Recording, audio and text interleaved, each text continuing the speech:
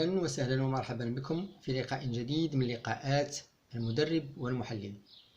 اللقاء ديال اليوم إن شاء الله غادي نتكلموا فيه على الجانب التكتيكي كمكون من المكونات الأساسية ديال كرة القدم الحديثة. الجانب التكتيكي في كرة القدم يعني لا تكتيك اون فوتبول هو محاولة إيجاد الحل للمشاكل التي كيطرحها فريق الخصم سواء على المستوى الهجومي أو المستوى الدفاعي، أو لا بتعبير آخر هو واحد المجموعة ديال الوسائل يعني لي مويان اللي تيمكننا نستخدموها أو نستعملوها من أجل الحصول على نتيجة. وهذه الوسائل إما غادي تكون فردية أو جماعية، وبالتالي كنكونوا كنتكلموا على تكتيك فردي وتكتيك جماعي. وبما أن كرة القدم هي واحد اللعبة اللي كتعتمد على لو رابور دو فورس، يعني واحد العلاقة ديال القوة من خلال التبادل بين الفريقين، بمعنى أنه في الوقت اللي تيكون فريق تيهاجم تيكون الفريق الآخر كيدافع، فمن خلال هاد الثنائية لا دواليتي ديال اتاك ديفونس كيمكن لنا نحصروا ثلاث وضعيات أساسية في مقابلة ديال كرة القدم. فالوضعية الأولى هي ما يسمى ب لا بوسيسيون دو بالون، يعني امتلاك الكرة. الوضعية الثانية هي لا بوسيسيون دو بالون بار لادفيرسير. والوضعية الثالثة هي لو شونجمون دو لا بوسيسيون دو بالون، يعني داك التغيير ديال امتلاك الكرة سواء في لوكا ديال لو بيرت او في لوكا ديال لا ريكوبيراسيون.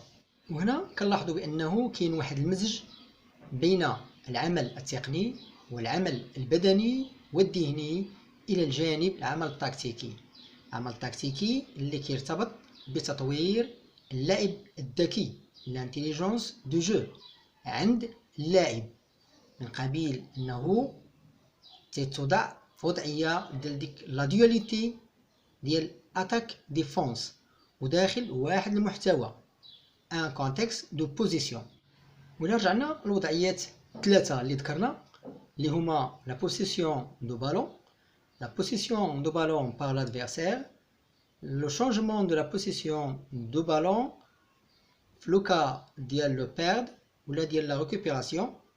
كنلقاو بان هاد ثلاثه الوضعيات هما اللي كطرحوا المشاكل التكتيكيه في كره القدم. وهاد الوضعيات او هاد المشاكل اللي كتطرح هي اللي كتطلب من اللاعب الحل ديالها سواء بشكل فردي او جماعي. وكل مشكل كيطرح الوظيفه ديال العلاقه اللي سميناها سابقا دفاع او هجوم دفاع اتاك ديفونس. فمثلا اذا كانت العلاقه ديال هجوم دفاع اتاك ديفونس كتهم الجانب ديال الهجوم، فالتنشيط الهجومي تيكون عن طريق لاتاك بلاسي. لاتاك بلاسي اللي كتطلب التنفيذ بنوع من السرعه وكتطلب التقدم الى الامام مع الحفاظ على هذا التقدم من حيث الزمان والمكان. اما في التنشيط الدفاعي فكيكون بمتابعه الخصم، ومتابعه الخصم كتكون عن طريق انك تعطل المحاوله ديال الهجوم ديالهم، وانه كتحاول تبروتيجي او تحمي الوصول ديال الخصم الى المرمى ديالك. واذا كانت العلاقه ديال هجوم دفاع يعني اتاك ديفونس كتهم الدفاع، فالتنشيط الهجومي تيكون عن طريق لاتاك بلاسي، يعني امتلاك الكرة ثم التقدم إلى الأمام، لا كونسيرفاسيون دو بالون اي لا بروغريسيون. وبالنسبة للتنشيط الدفاعي فسيكون عن طريق لا ديفونس اون سور نومبر. إذن هذا الإطار التكتيكي المهم داخل المنظومة ديال كرة القدم فما يمكنش تنفيذه إلا من خلال بعض الوسائل المهمة. هذه الوسائل اللي كيتهيئ عليها اللاعب بشكل جيد، بهدف حل المشاكل اللي كتطرح عليه طيلة فترة المقابلة. هذه الوسائل هي ما يسمى بمبادئ اللعب، ça veut dire les principes de jeu. وهاد لي برانسيب دو جو هي اللي كيخص ترسخ في الذهن ديال اللاعبين. علاش؟ باش نوليو عندنا لاعبين كيتوفروا على ما يسمى بالثقافة التكتيكية، لا كولتور تاكتيك. فإلا خدينا مثلا لا بوسيسيون دو بالون و لا كونسيرفاسيون دو بالون، فمن بين لي برانسيب دو جو باش يمكن لينا تحقيق هذه العملية يمكننا نعتمدوا على لوكيباسيون دو تيران اون لارج اي اون بروفوند، يمكن نعتمدوا على لو ديبلاسمون اي لو جو دون لي انترفال، ويمكن تكون واحد l'augmentation des possibilités d'échange par les appuis et les soutiens. Il y a d'autres exemples. L'opposition à la progression du ballon. فمن بين les principes من أجل تحقيق هذه العملية كيخص أولا تقليص فضاء الخصم والحركة ديالو، الضغط على حامل الكرة، الرجوع إلى الدفاع انطلاقا من وسط الميدان.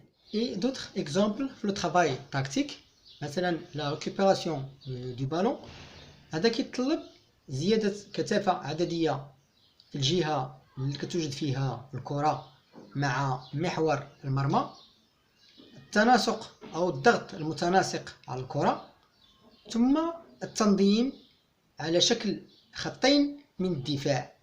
مثال آخر ديال ان ترافاي تاكتيك مثلا لا بروتيكسيون دو بوت، هذا كيتطلب التغطية يعني لا كوفرتور، كيتطلب تقوية محور المرمى لو رونفورسمون دو لاكس دو بوت، وكيتطلب التنبؤ للمحاولات الهجومية للخصم يعني لونتيسيباسيون دي زاكسيون اوفونسيف ادفيرس. Le dernier exemple le travail tactique ناخدو لا فينيسيون. هذه العملية كتطلب تحديد لمس الكرة في لمسة أو لمستين، كتطلب استقبال اللاعب للكرة وهو في حركة يعني اون موفمون، وكتطلب زيادة عددية في الهجوم.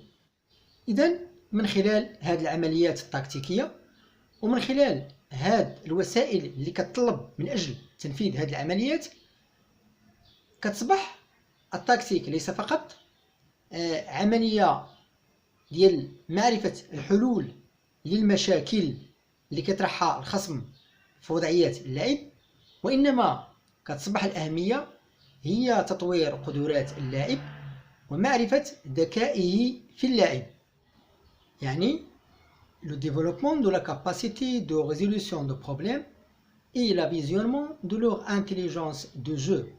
وبالتالي كيصبح اللاعب قادر على الإدراك والتحليل وأخذ القرار، percevoir، analyser et décider. إخواني الرياضيين المتتبعين، هذا هو الجانب التكتيكي في كرة القدم. كنتمنى أنكم تكونوا استفدتوا من خلال هذا اللقاء، فإلى لقاء آخر وموضوع آخر. استودعكم الله الذي لا تضيع ودائعه، والسلام عليكم.